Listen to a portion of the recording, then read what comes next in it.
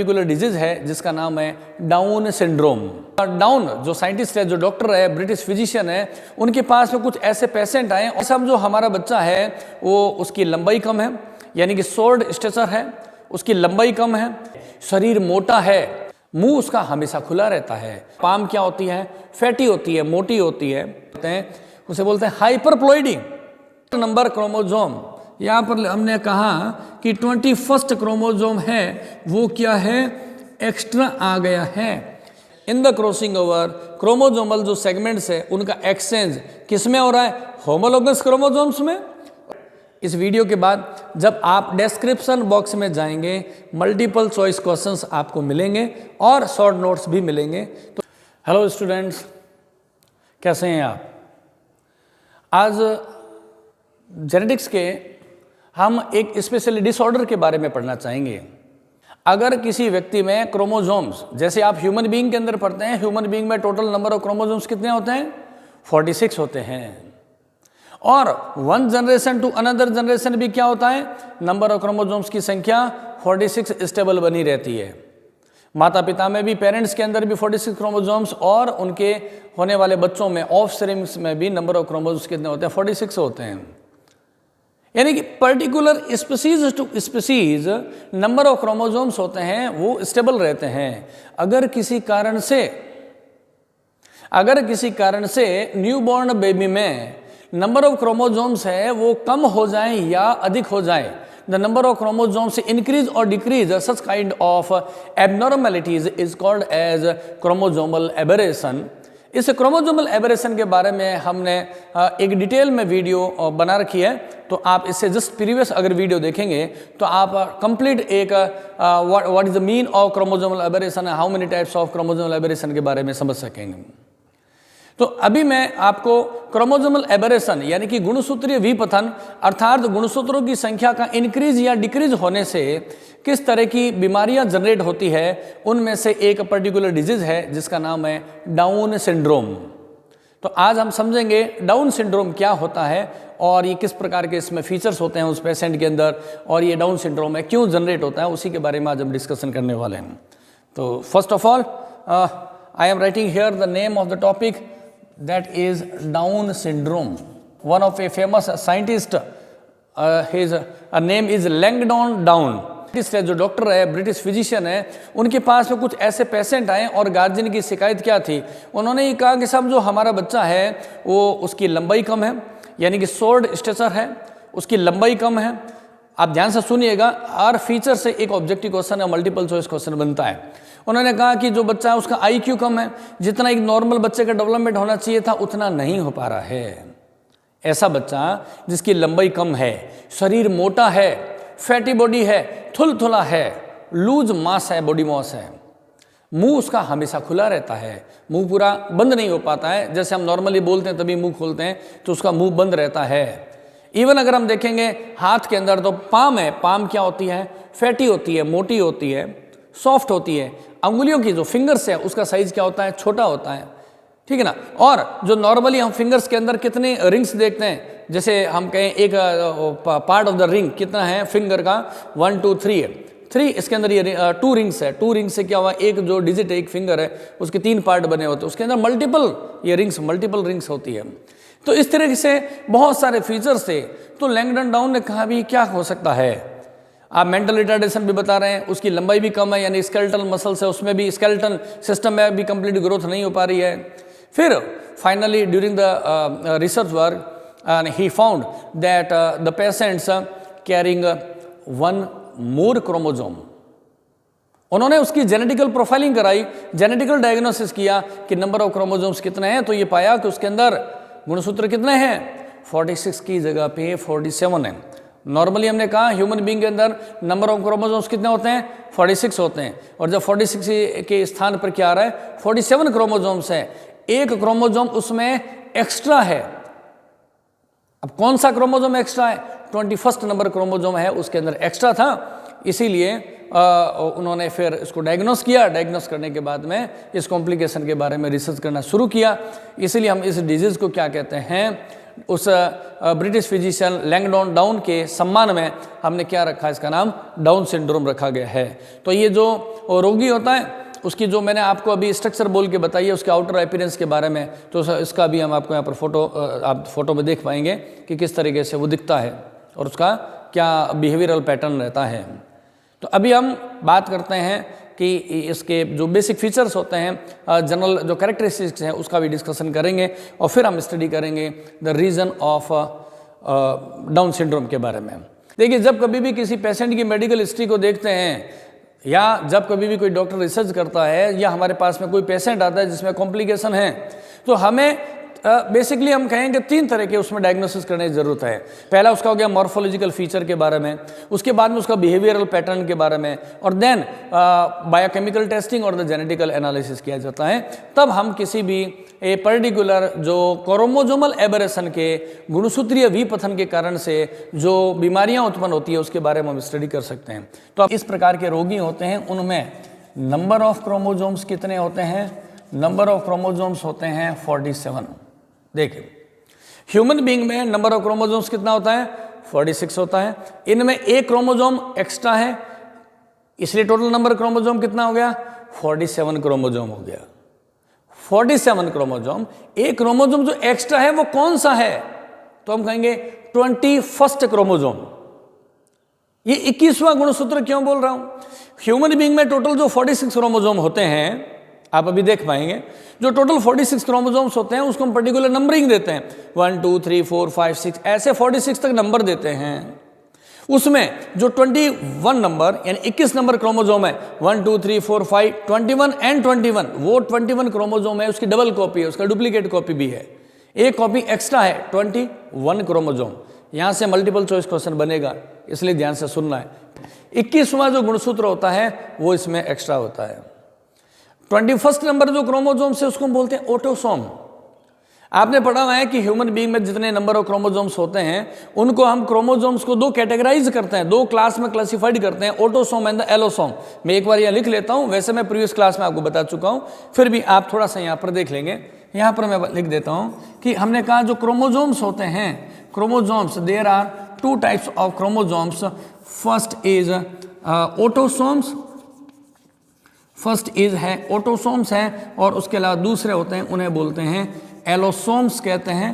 और इन्हीं एलोसोम का एक और नाम है, इन्हें हम बोलते हैं sex chromosomes, sex chromosomes. Okay, तो there are basically 2 kinds of chromosomes, autosomes and the allosome. These autosomes control the somatic traits and these allosomes control the sexual character of offspring. That's why it is called as the sex chromosomes. Human being में जो total 46 chromosomes होते हैं, उन 46 में से autosomes होते हैं 44 और रिमेनिंग, यानी मैंने कहा X और X, किसमें? X और X इन द फीमेल और X और Y in the male. These 2 chromosomes determine the sex of developing progeny. That's why these chromosome is called as the sex chromosome और the allosome कहते हैं।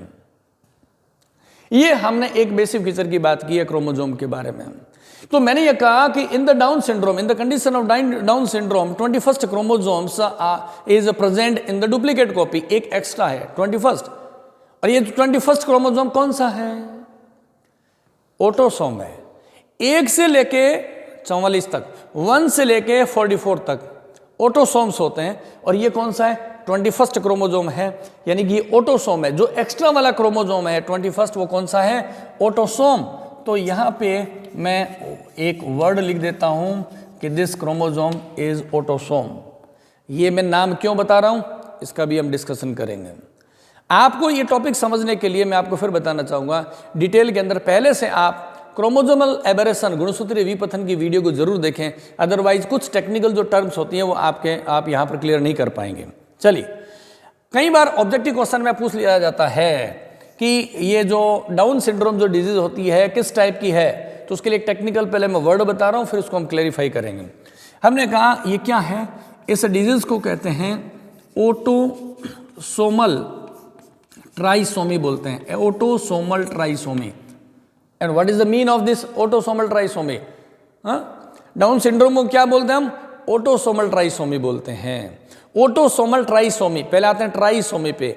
अगर किसी में एक क्रोमोसोम बढ़ जाता है, नॉर्मल नंबर ऑफ क्रोमोसोम्स को हम क्या बोलते हैं, 2n बोलते हैं, डिप्लॉयड नंबर बोलते हैं। देखिए छोटी छोटी बातों को आप फोकस करना है। हमने कहा कि ह्यूमन बीइंग में टोटल क्रोमोसोम्स कितने होते हैं, 46 होते हैं, और 46 को हम कहते हैं 2n से रिप्रेजेंट करते हैं। यहाँ पर एक क्रोमोसोम एक्स्ट्रा आ गया है, तो इसलिए इस कंडीशन को हम क्या बोलते हैं, ट्राइसोमी बोलते हैं, ट्राइसोमी। ओके, एक क्रोमोसोम का बढ़ जाना ट्राइसोमी कहलाता है, दो क्रोमोसोम का बढ़ जाना टेट्रासोमी कहलाता है, और क्रोमोसोम का बढ़ने के लिए हम एक और टर्म काम लेते हैं, उसे बोलते हैं हाइपरप्लॉइडी। तो यहाँ पे मैं एक और टर्म लिख देता हूँ, हाइपरप्लॉइडी, ऑब्लिक करके हाइपरप्लॉइडी।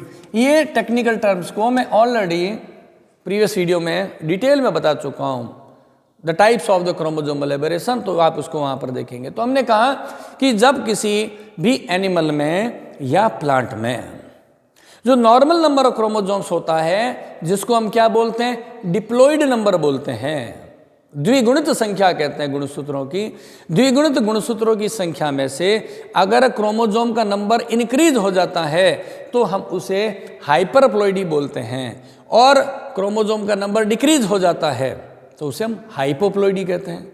तो यहाँ पे नंबर ऑफ क्रोमोसोम इंक्रीज हो रहा है तो हमने उसे क्या कहा, हाइपरप्लॉइडी कहा। कितने नंबर ऑफ क्रोमोसोम इंक्रीज हुए हैं, हाइपरप्लॉइडी कंडीशन में अगर एक क्रोमोसोम बढ़ता है तो बोलते हैं ट्राइसोमी, दो क्रोमोसोम बढ़ते हैं तो टेट्रासोमी। यहाँ पे एक क्रोमोसोम इंक्रीज हुआ है तो नाम रखा ट्राइसोमी।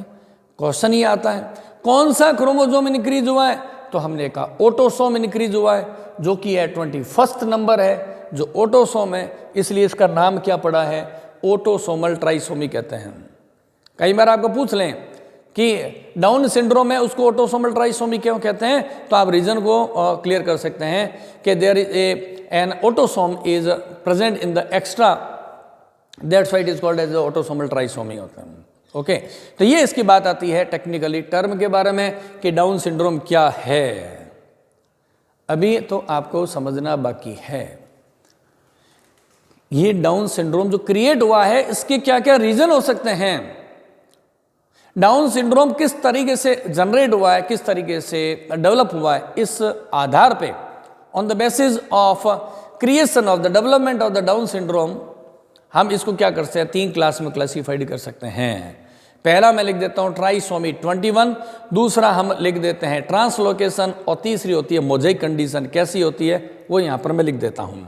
तो यहां पे टेक्निकली आप समझेंगे तो सब्जेक्ट को आपको रॉट लर्निंग करने की ज़रूरत नहीं पड़ेगी, और साइंस को जब तक आप टेक्निकली नहीं समझेंगे साइंस का डेवलपमेंट भी नहीं होगा। तो यहाँ पर हम कह रहे हैं कि डाउन सिंड्रोम के टाइप्स में फर्स्ट मैं यहाँ पर लिख देता हूँ जो मैंने आपको ऑलरेडी बता दिया है, जिसे बोलते हैं ट्राइसोमी 21। सेकंड लिखता हूँ यहाँ पे ट्रांसलोकेशन। अभी समझेंगे कि ये ट्रांसलोकेशन क्या होता है, ट्रांसलोकेशन। और थर्ड जो है उसे हम लिख देते हैं mosaic types of down syndrome, mosaic type का। अब तीनों को आप समझिएगा, शब्दों को ध्यान से सोचिएगा। हमने कहा कि ट्राइसोमी का मतलब क्या होता है कि नंबर ऑफ क्रोमोसोम जो कि डिप्लॉयड होता है उसमें एक क्रोमोसोम बढ़ गया तो नंबर ऑफ क्रोमोसोम्स हो गए 47। तो 21st नंबर क्रोमोसोम, यहाँ पर हमने कहा कि 21st क्रोमोसोम है वो क्या है, एक्स्ट्रा आ गया है। इसकी वजह से जो डाउन सिंड्रोम जनरेट होता है उसे हम क्या बोलते हैं, trisomy 21 types of the down syndrome.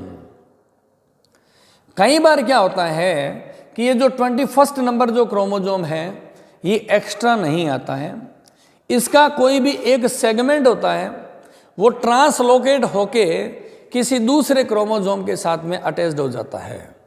पहले यहाँ पर टर्म को लिखते हैं फिर समझ, टर्म खुद बता रही है ट्रांसलोकेशन।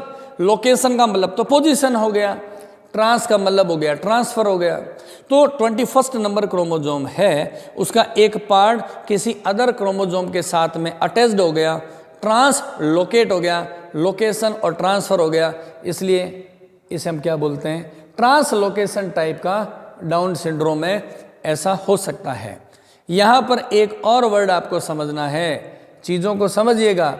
मैंने लिखा है the chromosome, A part of the 21st chromosome is attached with the non homologous chromosome. जब कभी होमोलोगस क्रोमोजोम्स में क्रोमेटिड सेगमेंट का एक्सचेंज होता है उसको हम क्रॉसिंग ओवर बोलते हैं। आपने मियोसिस अर्धसूत्री विभाजन में पढ़ा हुआ है। समजात गुणसूत्रों के मध्य गुणसूत्र खंडों का आदान प्रदान क्रॉसिंग ओवर कहलाता है ना। The exchange of chromatin segments between the homologous chromosome is called as the crossing over and here the exchange of the chromatic segments is taking place between the non homologous chromosomes. Word को समझना है, exam में पूछ सकते हैं कि crossing over में और ट्रांसलोकेशन में डिफरेंस क्या है।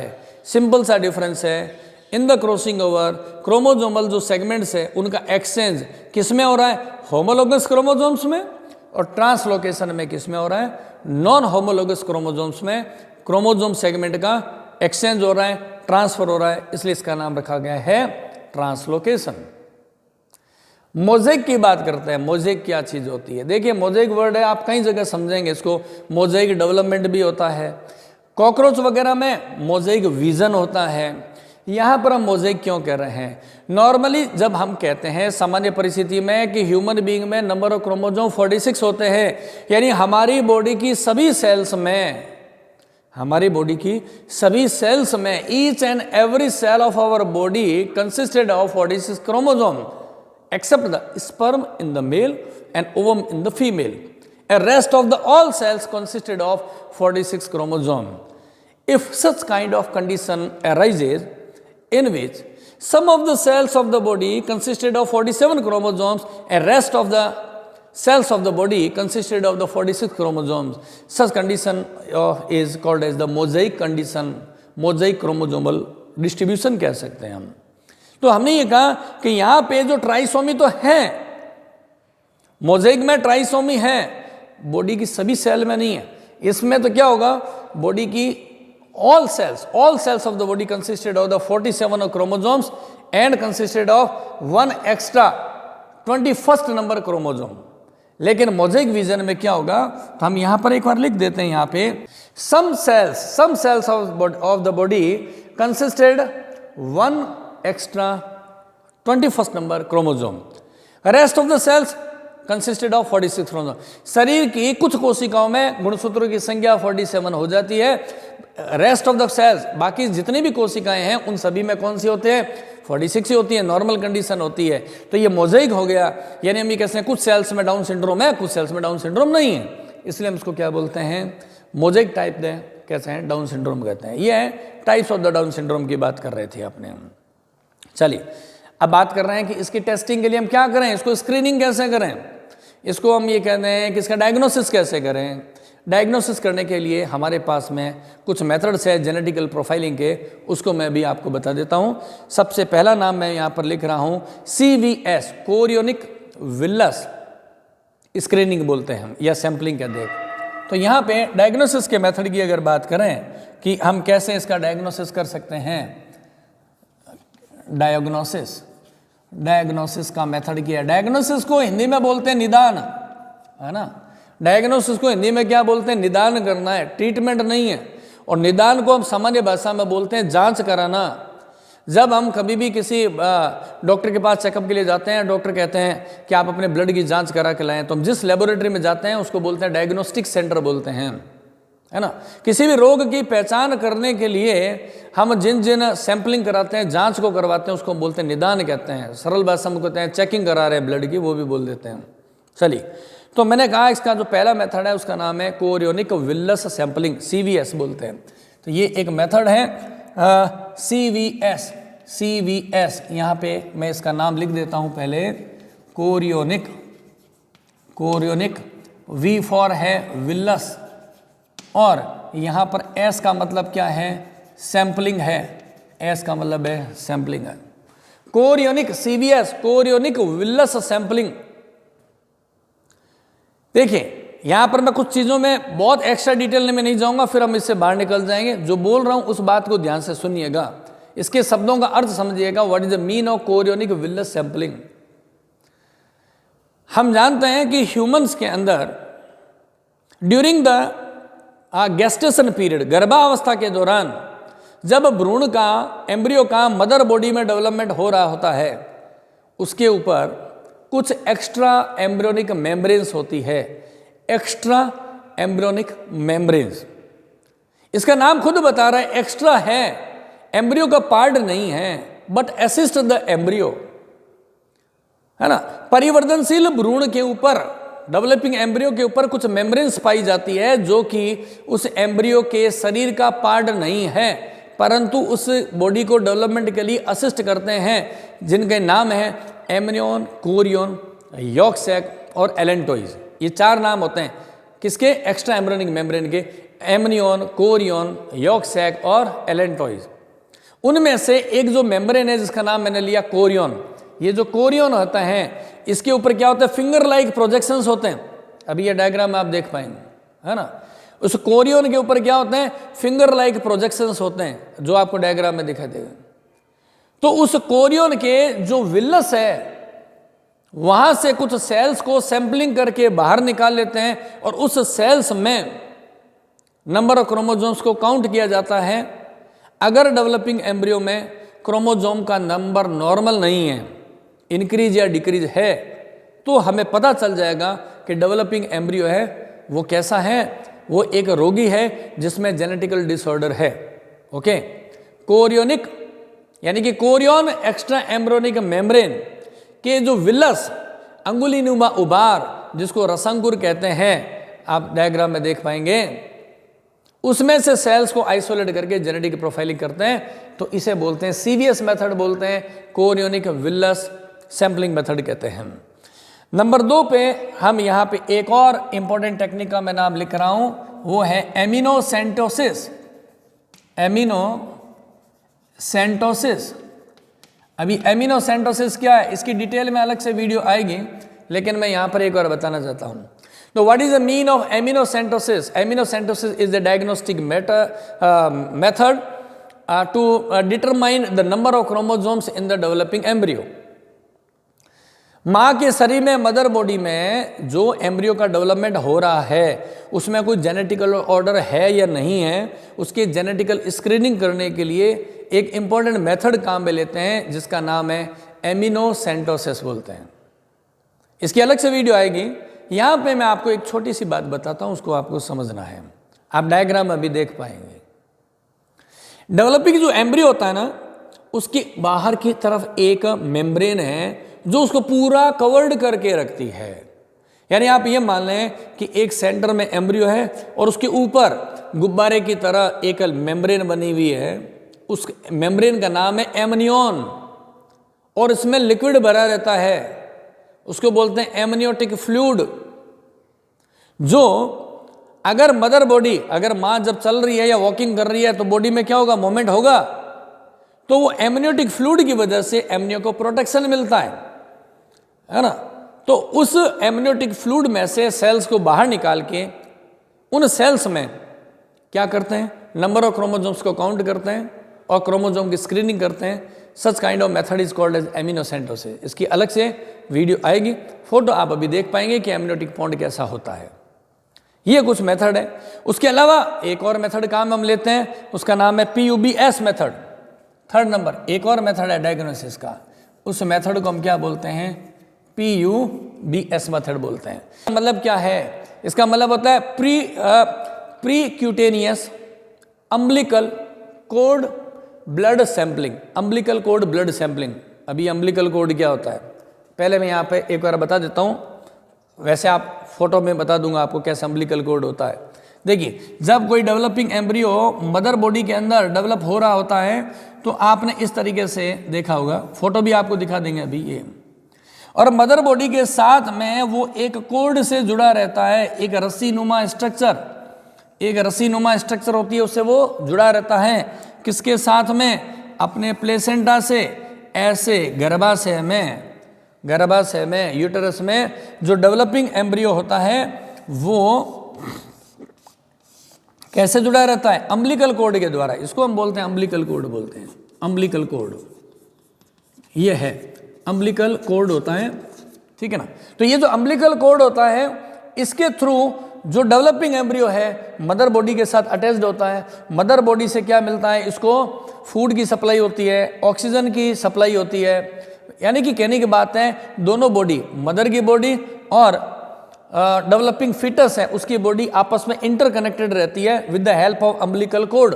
और इसमें ब्लड कैपिलरीज का डेंस नेट होता है, और इस ब्लड कैपिलरीज का डेंस नेट होता है, यहाँ से हम ब्लड को बाहर लेके सैंपलिंग करते हैं और नंबर ऑफ क्रोमोसोम्स की काउंटिंग करते हैं। तो नाम क्या हुआ, ब्लड सैंपलिंग BS, है ना। क्या कहा, ब्लड की सैंपलिंग करेंगे BS। ये ब्लड कहाँ से लिया है, अम्बिलिकल कॉर्ड से, तो U लगा दिया हमने, ठीक है ना। प्रोक्यूटेनियस हमने कहा क्योंकि इसके ऊपर की जो स्किन है, क्यूटेनियस पार्ट है, वहाँ से हमने क्या किया, अम्बिलिकल कॉर्ड में से ब्लड को निकाला, तो नाम हो गया PUBS। यहाँ पर मैं नाम लिख देता हूँ इसका पूरा। आप ये 3 मेथड से डायग्नोसिस कर सकते हैं, CVS मेथड, एमिनोसेंटोसिस और PUBS मेथड होता है। ये डायग्नोस्टिक के मेथड है, आपको जब पूछ लिया जाए एग्जाम में। अब अपने ये बात आती है कि इसके रीजन क्या हो सकते हैं, क्या कारण ये क्रोमोसोमल एबेरेशन होता है। देखिए इसमें बहुत बड़े रीजन नहीं कहेंगे, एक तो लेट एज में जो शादी करते हैं ये बहुत बड़ा रीजन है। किसका, डाउन सिंड्रोम या जो भी जेनेटिकल ऑर्डर्स हैं, और भी बहुत सारे जेनेटिकल ऑर्डर पढ़ेंगे, down syndrome, Klinefelter Turner syndrome, Edward syndrome, Patau syndrome, ये जितने भी जेनेटिकल ऑर्डर होते हैं इनके जनरेट होने का जो बेसिक रीजन होता है लेट एज में मैरिज करना। जब पेरेंट्स की एज ज़्यादा है, बूढ़े माँ बाप हैं, उनसे अगर जब बच्चों का जन्म होता है तो ये कंडीशन जनरेट होती है। ये एक इंपॉर्टेंट रीजन बनता है।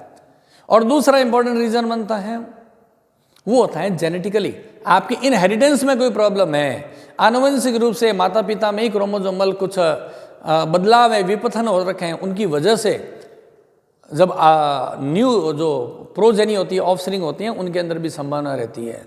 तो बेसिकली ये 2 रीज़न है जिसको हम ये कह सकते हैं, ओल्डर एज के अंदर शादी करना, ओल्डर एज वाले पेरेंट्स होते हैं उनके द्वारा, और दूसरा हम कह सकते हैं कि फैमिली की जो हायरार्की है, फैमिली की हायरार्की का भी इफेक्ट आता है, परिवार के जो वंशांगति जो एनालिसिस है, जो कंपोजिशन होता है, उसका भी इफेक्ट आता है। चलिए अब हम ये बात कर रहे हैं कि ऐसे अगर पेशेंट आ गए, वो पेशेंट तो बेचारे परेशान हो रहे हैं, तो उनका हम ट्रीटमेंट कैसे करें। क्या डाउन सिंड्रोम के रोगी का ट्रीटमेंट किया जा सकता है या नहीं, उसके बारे में अभी हम चर्चा करेंगे। किसके बारे में चर्चा करेंगे, हम करेंगे ट्रीटमेंट के बारे में, और इन रोगियों में क्या क्या मेडिकल कॉम्प्लिकेशंस होते हैं। अभी मैं जो पहले मेडिकल कॉम्प्लिकेशन का डिस्कशन करता हूं, और जो मेडिकल कॉम्प्लिकेशंस हैं उनके जो पॉइंट्स हैं मैं यहाँ पर बोर्ड पर नहीं लिख रहा हूँ, अभी आपको यहाँ पर स्क्रीन में आपको दिखा देंगे, इसलिए मैं अलग से यहाँ पर नहीं नोट कर रहा हूँ। और जब ये वीडियो कंप्लीट हो जाएगी उसके पीछे मैं एक PPT को और ऐड कर दूंगा, तो ये सारे पॉइंट आपके उसके अंदर कवर हो जाएंगे। तो अभी आप मेरे से बात करते हुए टॉपिक को समझने की कोशिश करेंगे कि क्या क्या मेडिकल कॉम्प्लिकेशंस होते हैं। ये जो रोगी होते हैं डाउन सिंड्रोम के, इनमें हार्ट के डिफेक्ट होने के चांस रहते हैं, उसके हृदय में असामान्य होने के चांस रहते हैं। अब किस प्रकार की होगी वो पर्सन टू पर्सन है, वो वेरी करता है। हार्ट में हो सकता है कि आपने पढ़ा हुआ है मानव के हृदय में 2 आलिंद और 2 निलय होते हैं, तो इंटर ऑरिकुलर सेप्टम यानी कि दोनों आलिंदों के बीच का जो पट होता है वहाँ प्रॉब्लम हो सकती है, पेस मेकर में प्रॉब्लम हो सकती है, लेकिन कहने की बात है हार्ट में डिफेक्ट होने की संभावना पूरी रहती है। उसके अलावा गैस्ट्रो इंटेस्टाइनल ट्रैक्ट, गैस्ट्रो मतलब गैस्ट्रिक यानी कि डाइजेशन, इंटेस्टाइन की बात कर रहे हैं यानी एलिमेंट्री कैनाल की बात कर रहे हैं। गैस्ट्रो इंटेस्टाइनल ट्रैक्ट है, उसमें मेडिकल कॉम्प्लिकेशन हो सकता है, डिफेक्ट हो सकता है, उसके डाइजेशन में प्रॉब्लम आ सकती है, एब्जॉर्प्शन में प्रॉब्लम हो सकती है। इम्यून डिसऑर्डर, ये कॉमन डिसऑर्डर है जो कि हम केवल डाउन सिंड्रोम की बात ही नहीं कर रहे हैं, जितने भी अदर जो क्रोमोसोमल एबेरेशन होता है उनके रोगियों में भी ये प्रॉब्लम आती है। इम्यूनिटी उनकी डिक्रीज हो जाती है, रोग प्रतिरोधक क्षमता है वो कम हो जाती है, जिसकी वजह से क्या होगा, उनके बार बार बीमार होने की संभावनाएं बढ़ जाती है। ओबेसिटी वेरी इंपॉर्टेंट फीचर है। ये जो रोगी होते हैं वो मोस्टली क्या होते हैं, ओबेसिटी होते हैं, मोटे मोटे होते हैं, बॉडी उनकी थुलथुली सी होती है, आप फोटो में देख पाएंगे, अभी मोटे होते हैं और थुलथुली बॉडी होती है। तो ये ओबेसिटी इसके अंदर विशेष प्रॉब्लम है। और आप जानते हैं कि जब शरीर का मोटापा जब बढ़ जाएगा तो मोटापे की वजह से जो एक्स्ट्रा कॉम्प्लिकेशन होते हैं वो धीरे धीरे एज के साथ में और क्रिएट हो जाते हैं। उसके अलावा नींद इनको कम आती है, स्लीप एपनिया कहते हैं जिसको, नींद की इनको प्रॉब्लम रहती है। इस तरह के जो पेशेंट होते हैं नींद की इनके अंदर दिक्कत रहती है। कई बार ल्यूकेमिया की कंडीशन भी हो जाती है। ल्यूकेमिया को हम बोलते हैं ब्लड कैंसर बोलते हैं, ल्यूकेमिया है ना। तो ल्यूकेमिया की कंडीशन भी इसमें कई बार नोटिस हो जाती है। ऐसा नहीं है कि सभी पेशेंट में होती है, कुछ में ल्यूकेमिया जनरेट हो सकता है। और उसके अलावा एक और बीमारी होती है डिमेंशिया। डिमेंशिया को सरल भाषा में कहें तो मंदबुद्धि का हो गया, भूलने लग गया, याददाश्त है वो कमज़ोर रहने लग गई है, उसको हम सरल भाषा में बोलते हैं डिमेंशिया। वैसे और भी बहुत सारी बीमारियां होती है इससे रिलेटेड, तो डिमेंशिया की संभावना रहती है। तो ये सारे जो मेडिकल कॉम्प्लिकेशन की हम बात कर रहे हैं, टॉपिक्स को जब आप सुनेंगे ना और समझेंगे तब आपके लिए यार लर्न करना ईजी रहेगा। ट्रीटमेंट की बात कर रहे हैं।